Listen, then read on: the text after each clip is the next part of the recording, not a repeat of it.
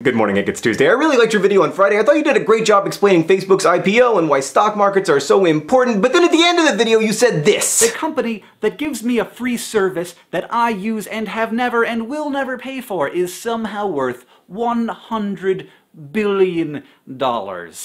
What? Now, Hank, I don't know if you intended that as a rhetorical question, but today I am going to answer your... What? Okay, Hank, here's the thing. Broadly speaking, there are two kinds of companies in this world. There are companies that sell you things, and then there are companies that sell you. Actually, come to think of it, there's a third kind of company, the kind that sells both things and you. Like cable companies, for instance. Cable companies are like, hey, if you give us $80 a month, we'll give you the privilege of watching content funded primarily by advertising. But anyway, Hank, I believe that the internet maxim is true. If you're not paying for a service, you are the product for sale. Facebook is worth $100 billion because, well, actually, it's not worth $100 billion. But it's worth whatever it's worth because of you. I mean, Facebook could MySpace tomorrow and it would be worth nothing. That means that companies like Facebook or Google or Twitter or Tumblr have to listen to their users, which is a good thing. But make no mistake, the reason Facebook is valuable is because you use Facebook and you are valuable.